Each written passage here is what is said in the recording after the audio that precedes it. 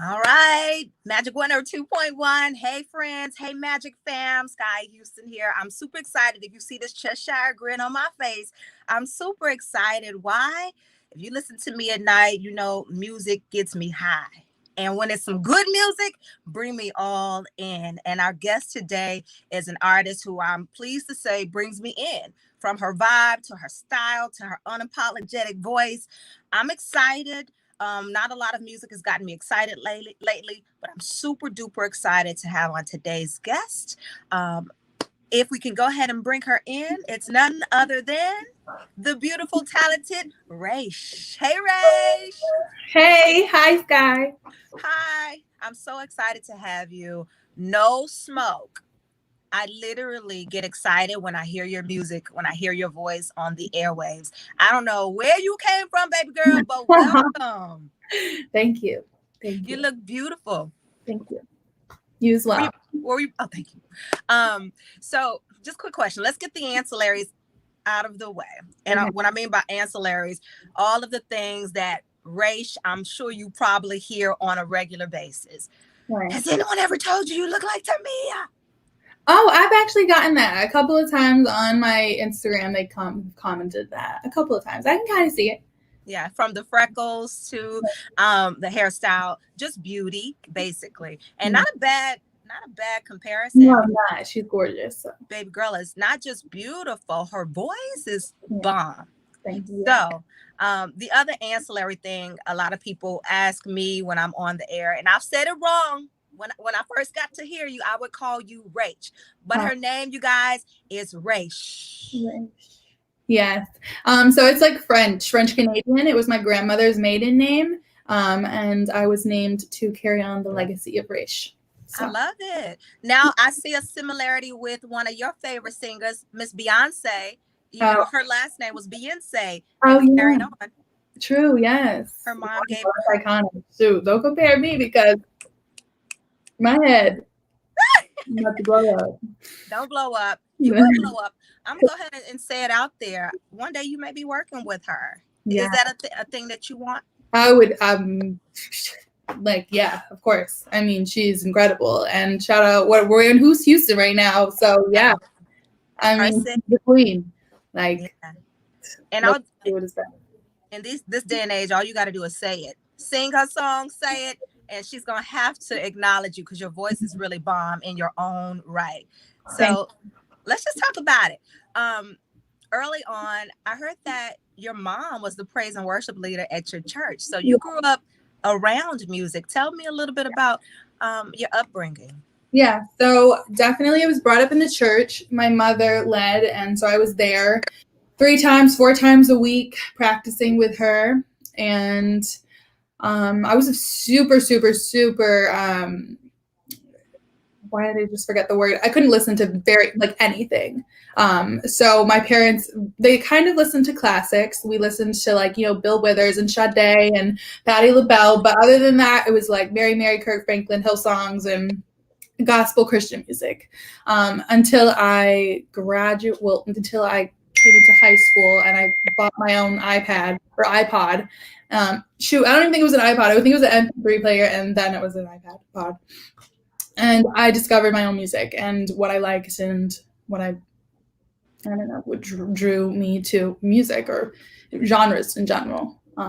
But yeah, I got a little lost. What was the It question? don't matter. It was great. It was great. I asked, how was that growing up seeing your mom a singer? I'm sure she had that one favorite song she did at church. What was the song your mom would do that blew you away anytime she sung it? Honestly, it's pretty much like I absolutely love her voice, and she still now sings, and it's any song. One, the fact that it's Christian music, it's always compelling, and it always kind of warms your heart. But to hear your mother sing it was definitely on another level. Also, my aunt, she sang, or not even my aunt, she was my cousin and my older cousin. She sang as well, and she would do,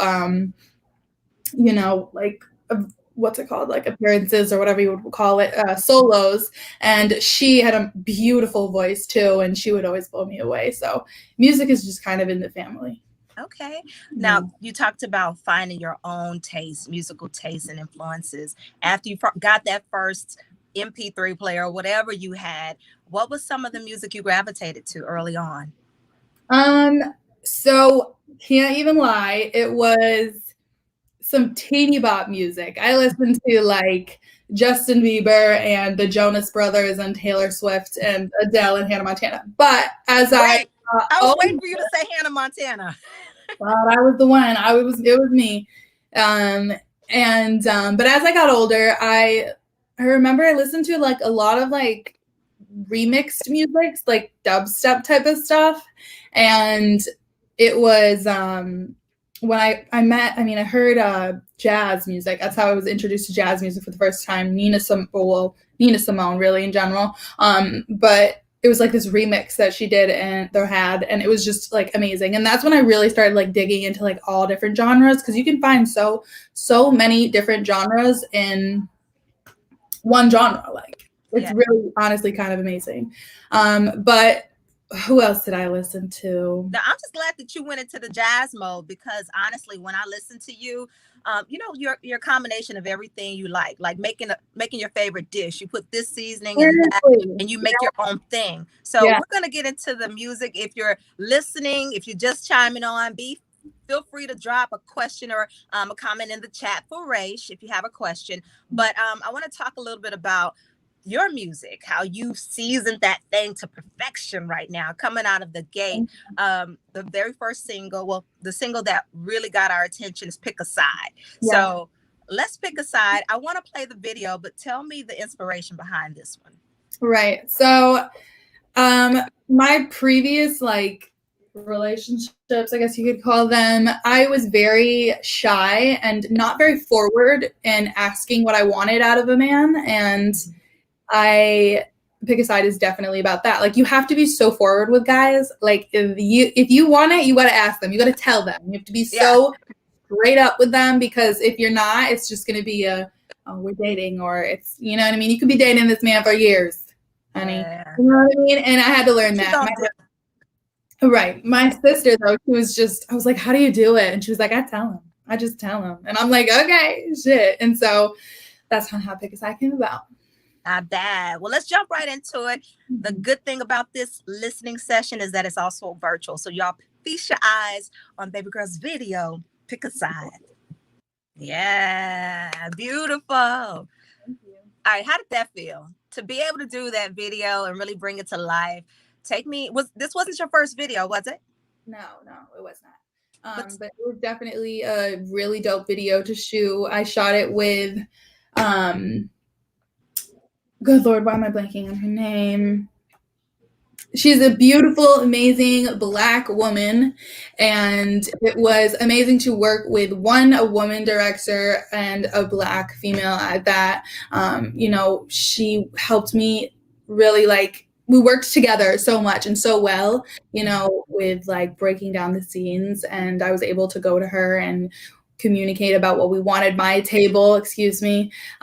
Yes, but she's amazingly talented, and she's worked on some incredible videos as well as mine. So shout out to Maya. I love it. Coming into this game, were you afraid coming into the music industry? By the way, you're with one of my favorite record labels. I'm gonna go ahead and put it on the table. Atlantic is one of my faves. All my peeps are with Atlantic. So I love Atlantic. Coming in the game, do you feel like you've had that voice to be able to say, hey, I want it to look like this? Did you come in feeling intimidated, or what has it been like for you so far? I love Atlantic Records. They're an amazing label, and you can't complain. So, but I also have a team, and I work kind of hand in hand with my team as well, and we create things and then go over and bring it to Atlantic for what we want. But they've been extremely accommodating and extremely helpful, and, you know, always picking out the best of the best for me. And, you know, they're Atlantic Records. So I love it. I love the collaboration, but I love that you are a boss in your own right, and you like to drive.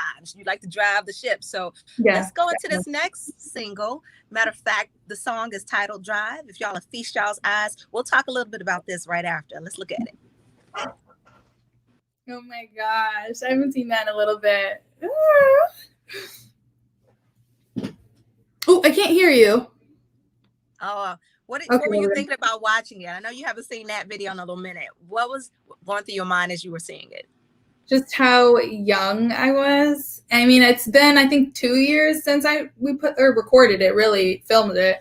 So yeah, no, I've grown a lot since then, and even since my goodness, my Pick a Side video, I feel like I've grown a lot. So it's just a little, you know. You say you've grown, and I'm sure you have. We want to talk about that a little bit, but what I get from it is sophisticated lady. Listen, I know what I want. So what was that process for you getting to a point in your womanhood saying, listen, I know what I'm going to stand for. I know what I want. Now, what do you want? Right. All in general, that relates on so many levels, like not just with love, but with, you know, career and with all relationships, really. And also, you know, that song was featured in Madame C.J. Walker's Self-Made, which was extremely iconic. She was the first Black billionaire or millionaire. And so, you know, she came to a point too, like when the song came in is, you know, she was like done with her dirty ass husband and just some schemy ass girls, and she was like, I'm gonna start my business and I'm gonna do it my way, and I'm gonna do whatever I need to do to get my business where it needs to be. And I definitely relate to her on many levels. But no, Drive, also there's a little part in there where like I'm like digging a hole in the ground and burying something, and it just means and shows me burying my past and burying the things that I'm no longer going to be dealing with and putting up with. And I think that a lot of people can relate to that. I love it. I love the style. How would you describe your musical taste? Like, what do you listen so yeah, to? Not recording. Oh. What do I what? I said, just what's your taste? How do you describe your vibe and the taste that you have when it comes to music? So what I strive for and what I hope shows with this next project and my oncoming projects is just a classic sound, like whether it be, you know, like I think of Bill Withers as classic, but I also think of Alicia Keys, like when she first came out, those classic songs, like Mary J. Blige, like just eclectic, you know, classic sound. And that's what I really want to grow to, you know, just show even more and more in my music. Yeah. How big are you on social media? Are you on all the time? I have to be on all the time. I try my best to be on all the time. I know social media can be, you know, mentally draining for a lot of people, and which I can relate to, but it is an amazing platform for me and an amazing way for everyone, whatever you do, to get your, you know, art and work and, you know, talent out there. So yes, I use it. That's exactly why I asked that, because you talked about just people being classic. I saw Alicia Keys was on your social media one day. Yes. Oh my God, I did her cover of the Jill Scott song, and she reposted it, which was really amazing because I absolutely love and have looked up to Alicia Keys forever. So yeah, it's a beautiful thing. And it's another way for fans to find you. When you talk about being classic, the music you put out will make sure you're around 10 years from now and you really have a legacy. And I know a lot of people found you from this next song, Money Pies. So if my team can get that queued up, I want to dip back to Money Pies. And just before we go to that, what was Money Pies about in your eyes? Money Pies was like my first single and one of the first songs that I wrote being signed to Atlantic. And it was just about my dreams and, you know, attacking them and conquering them and living my best life through it all. You know, one thing that I'm constantly reminded of and that I constantly remind myself is right now, like this moment with doing these radio tours and hustling to work my way up to where I want to be. Like that's the beautiful moment in it. Not when I get to the end. Like this journey, this is like the most beautiful time. And I think Money Pies is really just to be reminded, is to remind other people as well, you know, to enjoy like the journey through it. So yeah, we're going to talk more about your journey, but let's dip into Money Pies really quickly. You guys watch. Money Pies. Listen, I'm on that Money Pies. 2021 is a Money Pie year. We're going to bring that back because this is definitely a year to get focused. Really quickly, what have you been doing during the pandemic? Have you taken advantage of the downtime? I see that guitar back there, that acoustic guitar, but I know you said something about learning the electric guitar before. What have you taken this time to do? I have not learned an instrument. I should. Really should. I know. And I literally just thought about that the other day, kind of feeling really crappy about even saying that I was going to, and I haven't been. So I'm probably not even going to talk about it until I do it. But I started doing yoga. I recently, so I used to paint a lot. In high school, I took like AP art, and I went to like Europe and like traveled to beautiful museums and stuff, which I paid for myself. Decided to put that out there. And but I just recently bought some new oils and a canvas. I want to start painting again. And I don't know, just writing. Like, this is my home studio, which I am so grateful to have. Nice.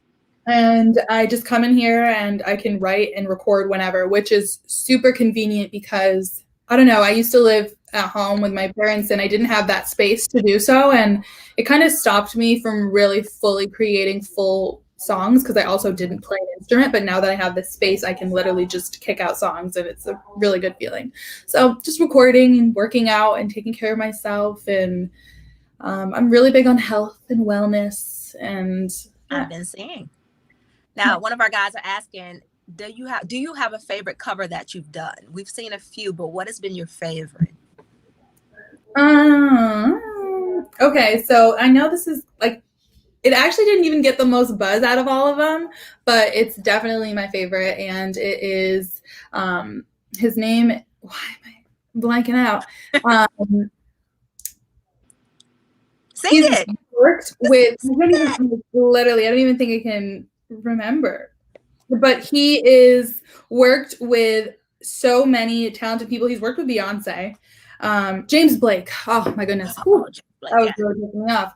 James Blake, he is incredibly talented, and he's like kind of an underground type of artist, but like anybody knows him because he's just like extremely talented. And he just released a new song, and I'm blanking, and that's so bad. Okay, here we go. Are You Even Real? That's what it is.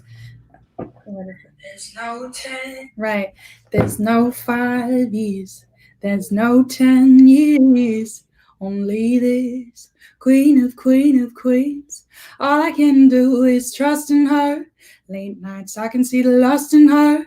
As the rain is a first for her. Skies open up, share a cup with her. Cracking seals, guilty no appeal. Trips down the fields, strawberry fields. Tell me, is this real? Tell me, is this real? Are you even real? He's just like iconic to me, and I definitely want to work with him. And yeah. Sister girl, you are deep in the streets. You deep. When you sing, you can feel like the depth of a person when they sing. I always say this: who do you know that has the best runs? I always say you can tell the depth of an artist by the runs they do. Yeah. To their soul runs. Yeah. You can feel that thing. My God. Yes, that woman, like, she makes me not even want to do music anymore. I'm like, what? Let's just retire. I don't sing, but if I did sing, let's retire. Right. Seriously. Healer. Mm-hmm. I love that. But I love that also about you. You have your own depth, and it's undeniable. In your lane, you have a true depth. And it just tells me it comes from experience in life, thinking through life, feeling life, taking the time to absorb it in. And go ahead. I've always been very serious of a person, and I've always been called an old soul. And when I was younger, I really didn't have many friends. Not because like I couldn't make friends, but because people were always very nice to me and like would try to be my friend. But like, I don't know, I was always so in my head and thinking about like such like intricate things, like how people treated each other, how people would, you know, socialize with each other, like just watching it all. And my mom used to think that I was aloof, but I really was just very in my own head and thinking and looking at my surroundings and what was around me, really feeling like the depth of life at such a young age. Like, but you know what? The crazy thing about that is, because I can relate to that. Like, I always was cautious about any decisions I made because I looked at how people were and I didn't want to make the wrong decision. So I always just watched and took it in. But I think it hindered me from having some relationships. Do you think being that way kind of made you standoffish and not taking a chance on different 100%, relationships, 100%. friendships? Yeah, 100%. And even honestly, like, I had like a whole group of girlfriends in high school and we all got along, and through senior year we kind of broke off. But you know, even just like through this pandemic, it has really shown me who I hold important to myself. And you know, I really do want to fully work on having these relationships with the people who I love and I care about, because at the end of the day, yes, you are only left with yourself, but you are also left with the people who you keep around you and the company that you keep. And it's very important to have that. And I've definitely tried to reach out more to my loved ones and to my friends and to the people who I care about most. Complicated is up next. We're back. I'm back. Sorry about that. It's okay. It's okay. So, but you guys saw the video. I miss you with that crazy, crazy sample. Yes. Oh my God. Pendergrass. Teddy P is phenomenal. And what's so crazy is that as timeless as that Teddy Pendergrass is, your voice flowing over that sample it just feels right. Like it was meant to be. Honestly, I felt that way when my producer like put the song together. I was literally like I heard it once, I was like obsessed. I was like, yeah, that's it. Like I felt like it was a smash. And I love that classic eclectic feel and energy, and I really like aspire to bring that to my music. And yeah, I respect it 100%. And Teddy Pendergrass is amazing, and all of those older, you know, classic artists are the soulful artists. That's what makes you work. Like in a day where like nobody's really trying to feel anything, right? Make us feel like without a doubt through the music. The climate of music. And you know what too? I feel like with this pandemic, like as much as it's been crazy, it actually has brought people down to earth a little bit more and made people a little bit more emotional about life and even the music that we listen to. Like we're not really able to go out and turn up as much as we used to be, you know, and it's on a whole nother level now that I feel that the climate now has changed where my music can really shine in these times, and R&B in general can really shine in these times.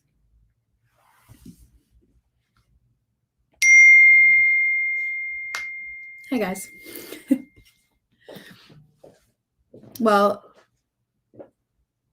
my name is Raiche, and if you haven't already, follow me on Instagram and Facebook and Twitter and at My Name is Raiche. Make sure you check out my single Pick a Side and keep an eye out for Loveland. That'll be coming soon. Thank you so much, Sky, for having me. Love you guys.